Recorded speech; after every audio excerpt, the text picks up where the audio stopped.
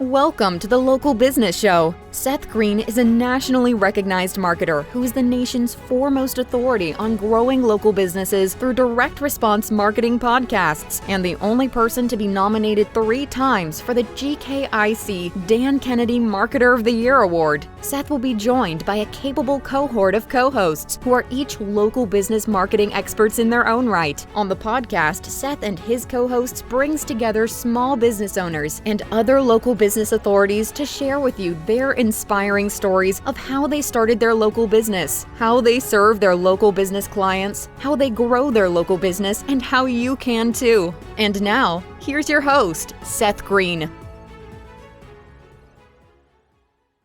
Welcome to the podcast. Today I have the good fortune to be interviewing Mark Itzkowitz of Itzkowitz Law. Mark is a highly experienced and well-respected trial attorney who is focusing on legal and constitutional rights in civil litigation, among other things, which we're going to dive into in just a minute. Mark, thank you so much for joining us. Thank you. Thank you very much for having me. Let's go back in time a little bit. I find that people in the helping professions usually get into them for a reason. What inspired you to become a lawyer? All right. I had worked when I was in college, my last year and the year afterwards, in a photo lab. And we had a number of legal issues came up along the way, unionization questions and things of that nature.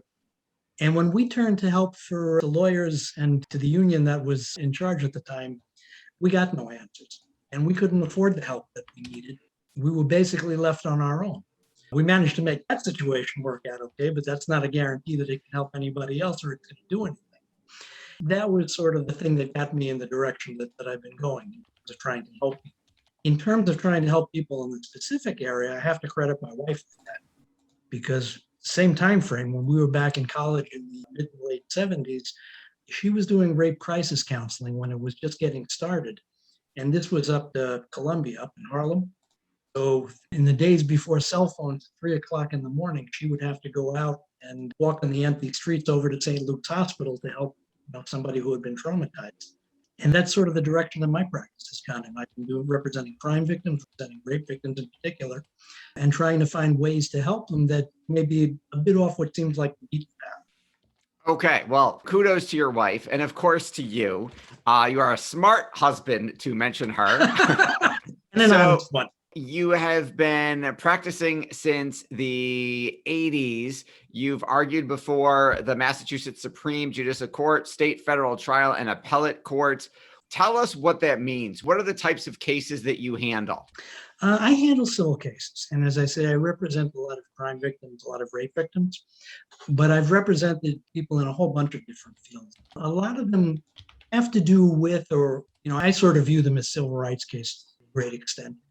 And a lot of them up here, fortunately in Massachusetts, we have some very progressive laws and policies. And ironically, they come from the oldest written constitution on the North American continent, which is still the same one that John Adams wrote back in 1780. It's been amended well over 100 times, but it's the same document, unlike any of the other originals. And the arguing to the Supreme Judicial Court in particular is an opportunity to expand the law and to make new law and to direct the direction of the law for the future.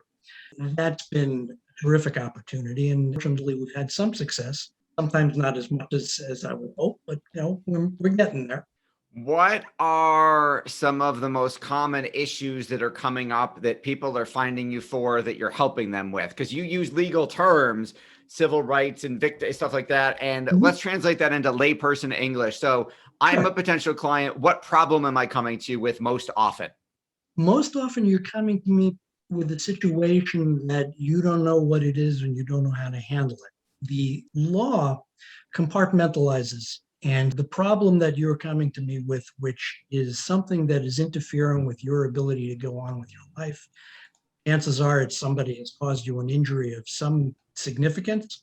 Could be physical, could be emotional. A lot of my cases deal with emotional injuries.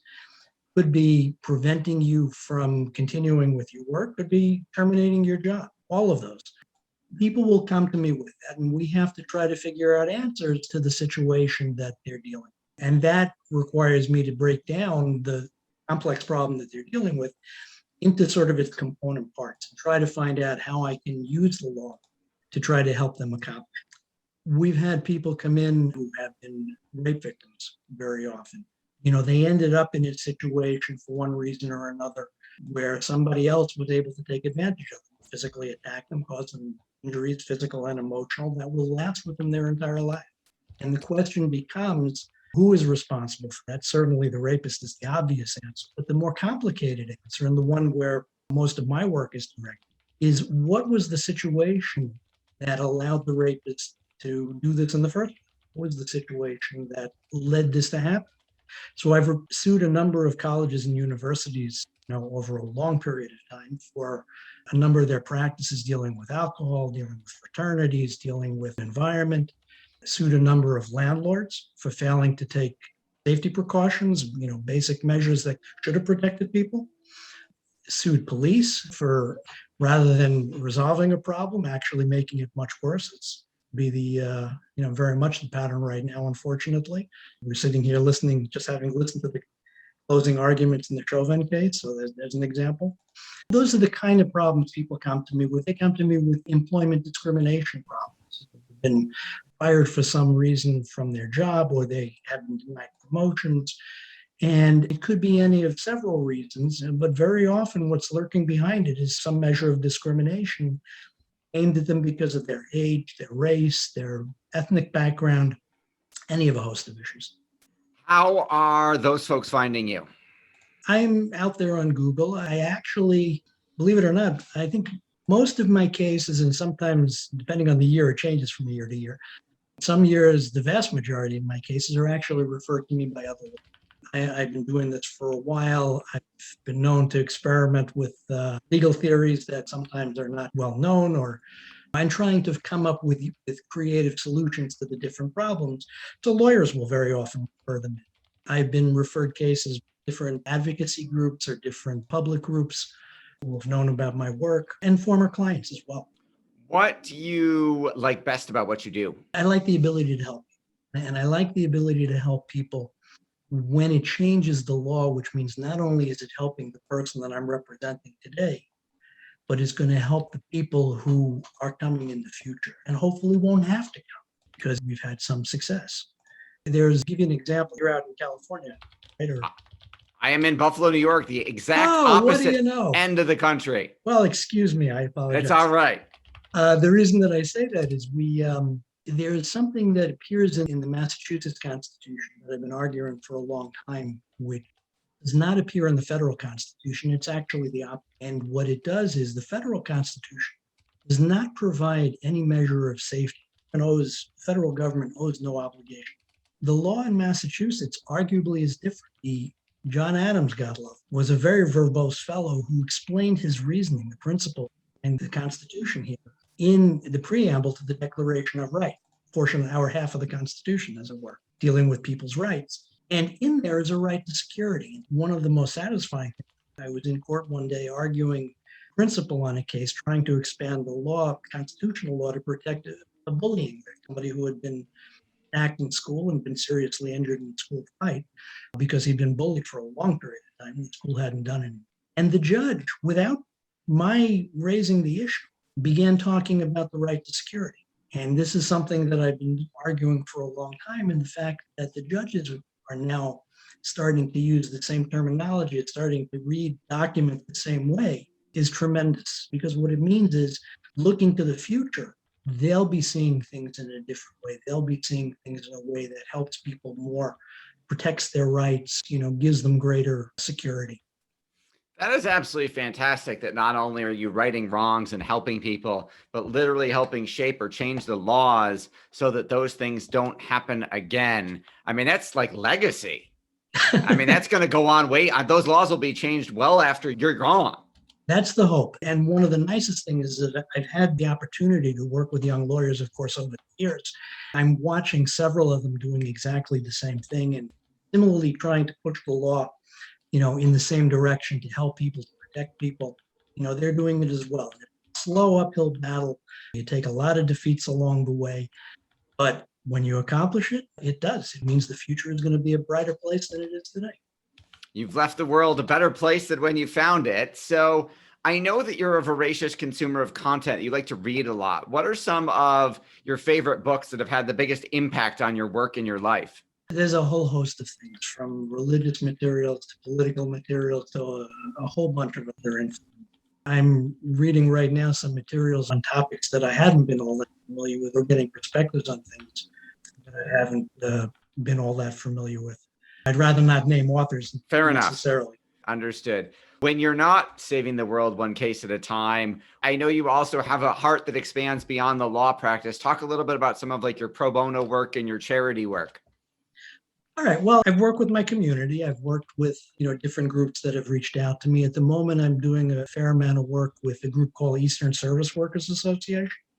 It's a group of non-unionized workers who are sort of at the margins very much. Folks that society is happy to call heroes as long as they don't have to actually come for the work that they're doing.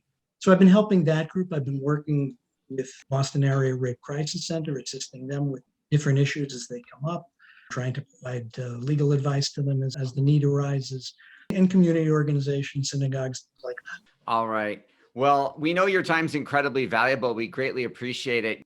Tell us anything you want to share that I didn't think to ask you. Maybe just by way of advice. I've been doing this now for 37 years.